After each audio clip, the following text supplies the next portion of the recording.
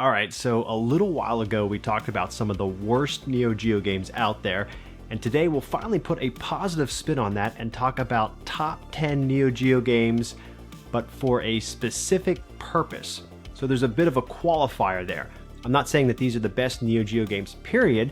I'm looking at this from the perspective of what games do I frequently dig out to load into my Neo Geo Big Red arcade machine because I know that there'll be a big hit with the friends who are visiting. So in other words, general mainstream appeal. These are the games that get people playing the Neo Geo Big Red.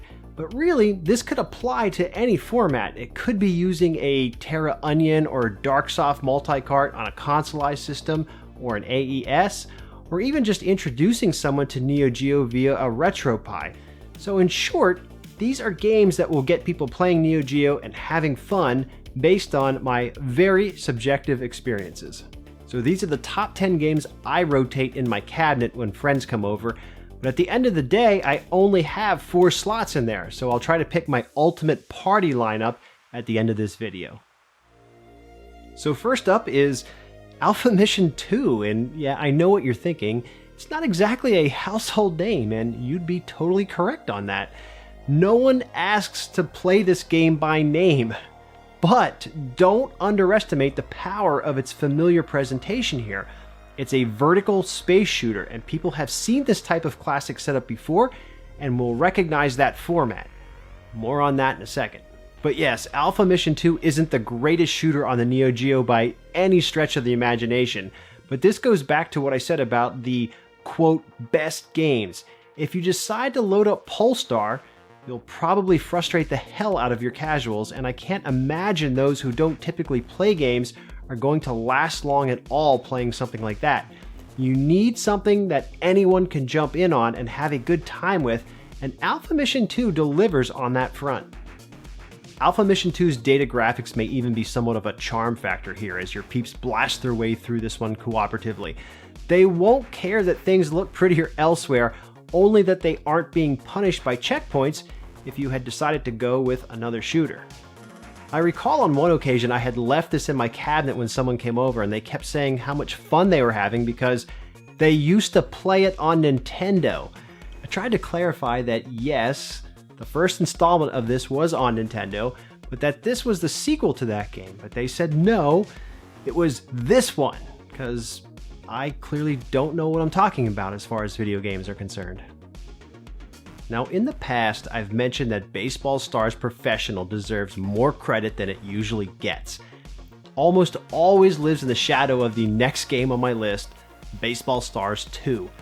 And I know I'm not helping matters here, but Baseball Stars 2 is the more polished of the two games, at least presentation-wise, and you'd be doing your friends a great injustice by not introducing them to what is arguably the best 90s baseball game, period.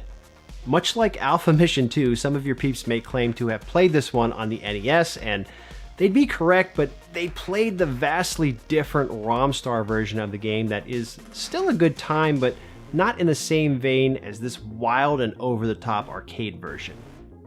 Now, I loved this game back when I was a kid. It was one of the SNK games that really made me wish that I had a Neo Geo console at home. It's an exceptionally good time, especially going head-to-head in 2-player mode, and it is guaranteed to hook in your casual player who might be more tempted by a sports title. Just don't expect too much realism here. On a scale of sim to juiced up, this one ranks a full Mark McGuire. Next up is Shock Troopers, and this probably ranks second for number of playthroughs with a friend for me. Anytime this is in the cabinet, people want to play it. Now, why is that? It's top-down shooting chaos, it's loud, and it looks and plays like a lot of fun. I can't help but think this game wouldn't be better with twin stick controls, maybe with a button on top of each stick, but it is what it is, and all Neo Geo games kind of had to conform to one layout in order to make them interchangeable on a cabinet. So if you've never played this, the controls are simple once you've played for a minute or two. Your character shoots in the last direction you angle the joystick while tapping the fire button. And that's it. Simple as that. Once you've locked on to that, you're primed for a good time. There is some strategy to be learned here, but for anyone just hopping in for the first time, blasting away enemies and vehicles with large weapons and tossing grenades is probably reason enough to like this. Shock Troopers seems to have picked up more attention in the past few years, possibly because of the eShop offerings on modern consoles. But it is a Neo Geo game that looks good, has a decent but not quite awesome soundtrack, and it controls well enough for the limitations of the Neo Geo's layout. Alright, let's be honest, the beat-em-up genre on Neo Geo is average at best. Even if you consider something like this next game, Robo Army, there is always going to be a burning fight staring at you off in the distance. I don't know if it's the overall futuristic theme of the game, the color palette, the large sprites, the M. Bison look-alike, or what, but this game gets plenty of play whenever it's loaded up inside the MVS. I know a lot of you really love Mutation Nation, as do I. I'm a big fan of that one. I personally prefer the gameplay in that to Robo Army, but there really is just an overall charm and appeal to Robo Army's presentation that helps it stand on its own and suck people in. While nothing crazy by today's standards, there does seem to be a fairly decent variety of enemies in this one and plenty of boss characters to break things up mid and end stage.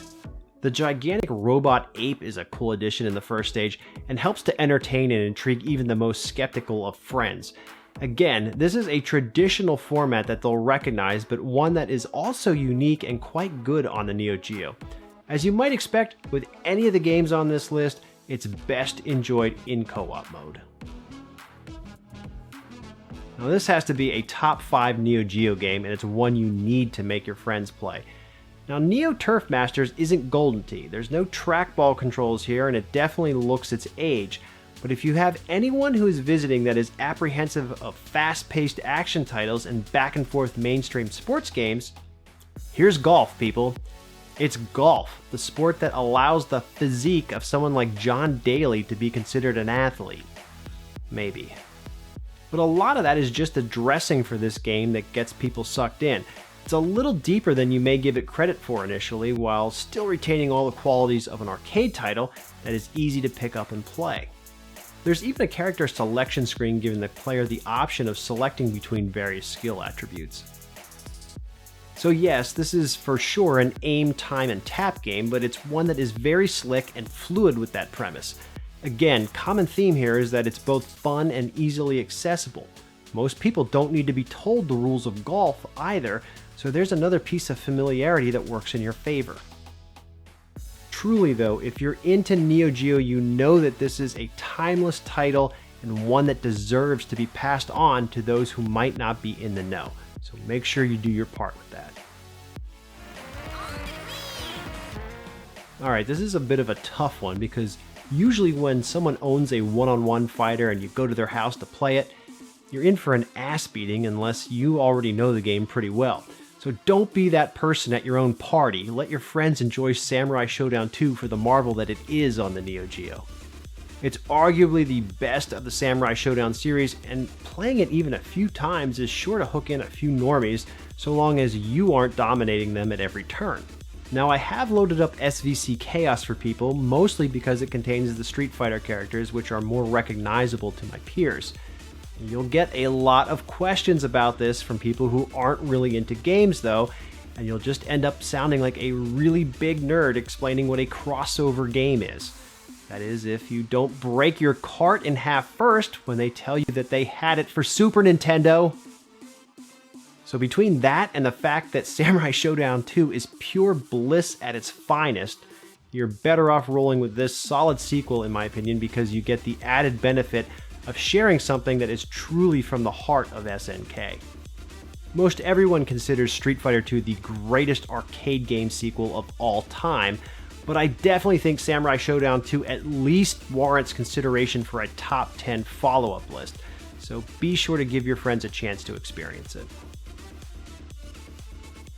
So look, there is no way you don't load up Windjammers for your friends to play, period.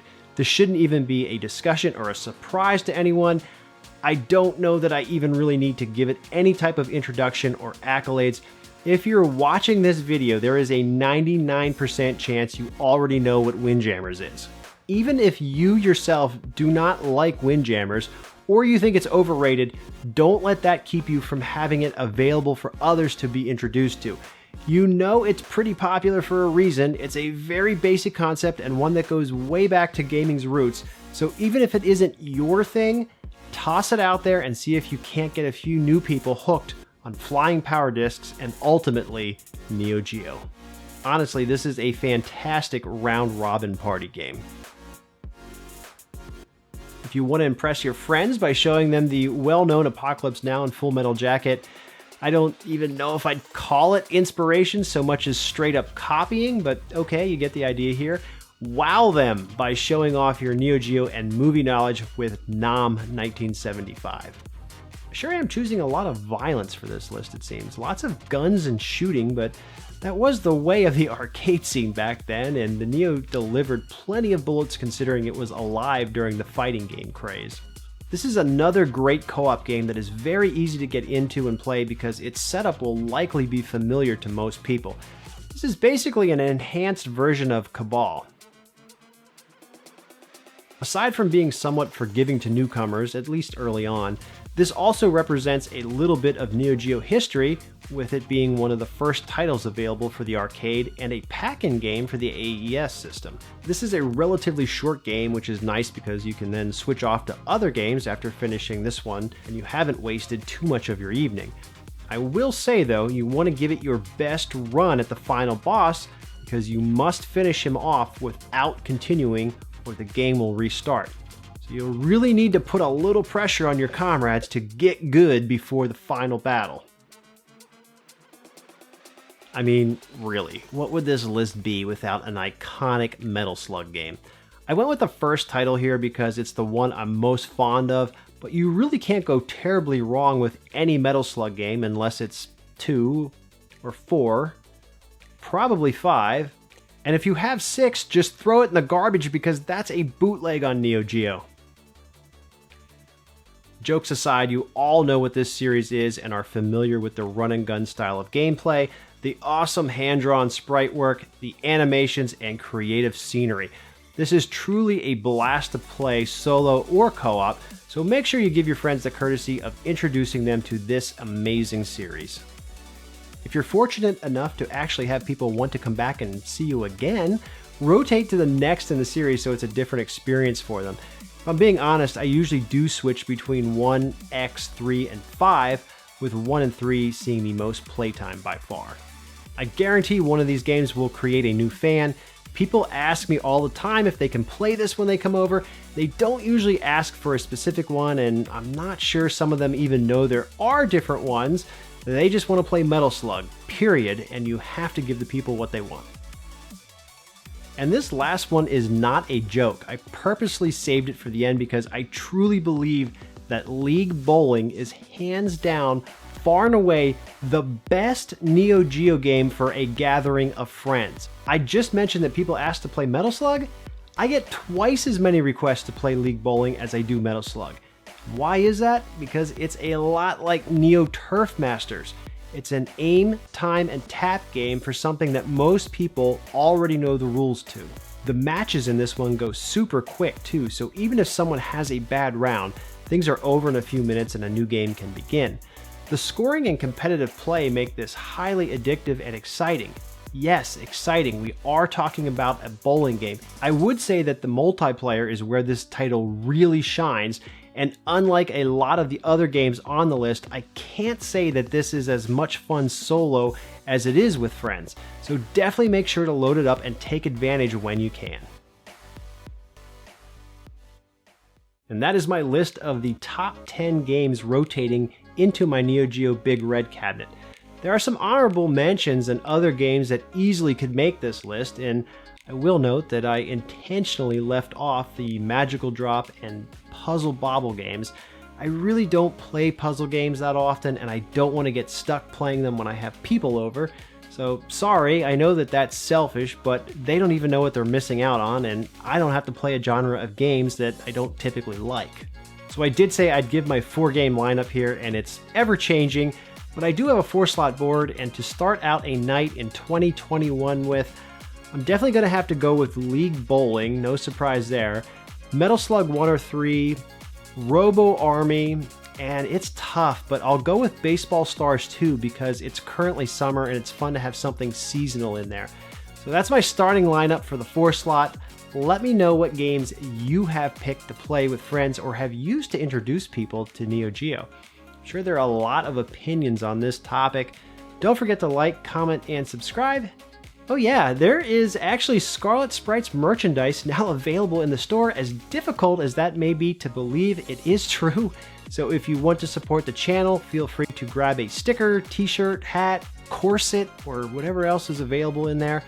And I will catch you all next time. Later, guys.